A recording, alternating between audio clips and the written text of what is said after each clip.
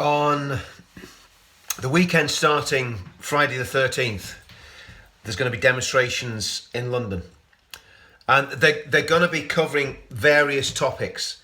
I know the other veterans, the veterans community are going to be out there in force.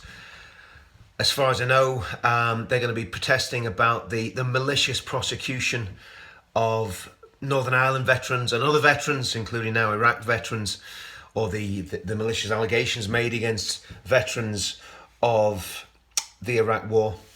There's also going to be demonstrations about the shocking betrayal of the people of Northern Ireland by Boris Johnson and his so-called Brexit deal. And Boris needs to be reminded that when the UK leaves the European Union, it is the whole of the UK. He keeps saying it. We need to see evidence that Northern Ireland will leave the European Union with the rest of the United Kingdom.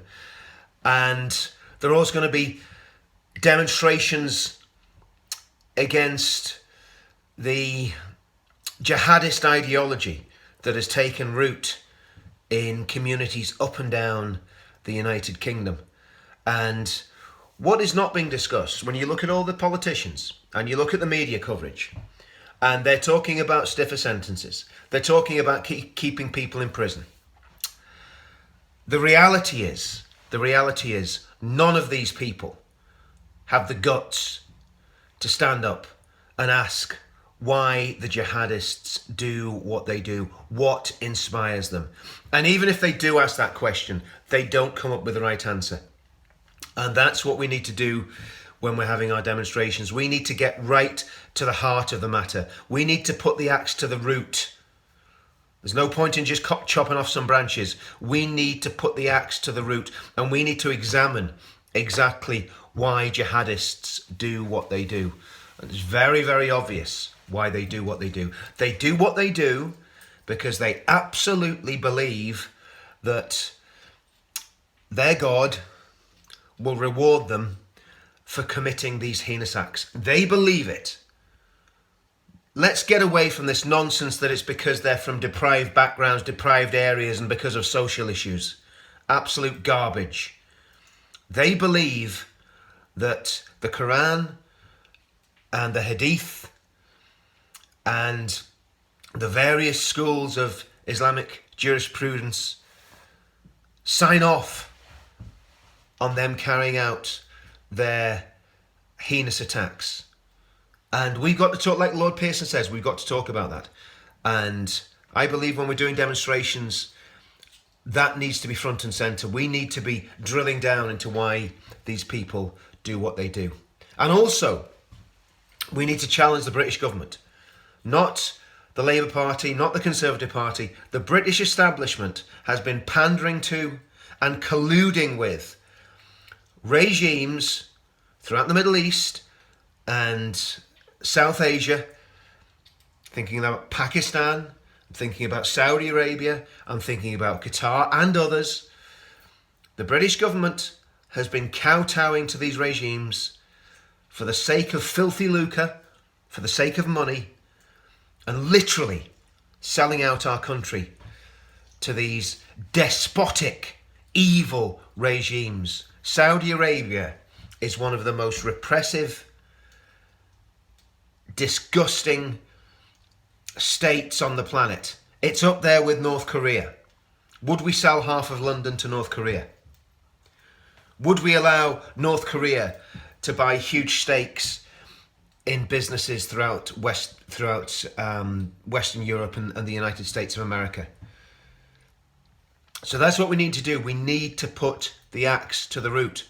And of course, not only is the British establishment in this up to its neck, the Labour Party deliberately panders to fundamentalist Islam. It deliberately panders to extreme elements within the Islamic community because they know it's a vote winner. 80% of Muslims vote Labour. So our demonstrations, it's all right calling for tougher sentences. And I believe that the de-radicalization process that has been carried out in these prisons is completely flawed. Because how can you stop someone believing what they believe? It's very, very difficult unless you completely undermine the basis of their faith. And personally, I believe that should be the direction that is looked at, that people should be able to completely challenge the very foundational texts of Islam. That we should be challenging those texts. We should be challenging the personality and the character of Muhammad. We should be challenging the Quran and asking all the difficult questions that people asked about the Bible 150, 200 years ago. Exactly the same process should be happening with the Quran and Hadith. Because what the problem is, I've said this before and I'll say it again, the problem with Islamic terrorism is people do not understand, Western civilization does not understand literalists who take the text seriously and believe everything that they're told about that text. And that's what needs to be challenged at the most fundamental level. And if that means rocking the faith of Islam completely to the core and completely demolishing its claims, then so be it. And there are many, many people who have... Anyway, I'm digressing. So watch this space for publicity about demonstrations. As far as I know, again, I've been talking to other people about the organisation of these demonstrations. As far as I know, there's going to be veterans demonstrations on the 13th. There's going to be demonstrations against Boris's betrayal of Northern Ireland. There's going to be demonstrations on the Saturday to really get people to start thinking and talking about Islam and about why people are still killing in the name of Islam after 1400 years of jihad. Then on Sunday, I believe that there's going to be people going to Speaker's Corner, because again, it seems that Speaker's Corner is getting out of control again, that there are people at Speaker's Corner who are bullying and intimidating peaceful speakers and threatening violence and been very, very aggressive. And the police are doing nothing about it. So I believe there are people going to Speaker's Corner on Sunday the 15th. So Friday the 13th, Saturday the 14th, and Sunday the 15th, there's going to be demonstrations in London. I'm coming across. I'm looking forward to coming across. Haven't been on a demo in London for some time, so it'll be good to get boots on the ground again and peacefully. Remember, we have a right to demonstrate.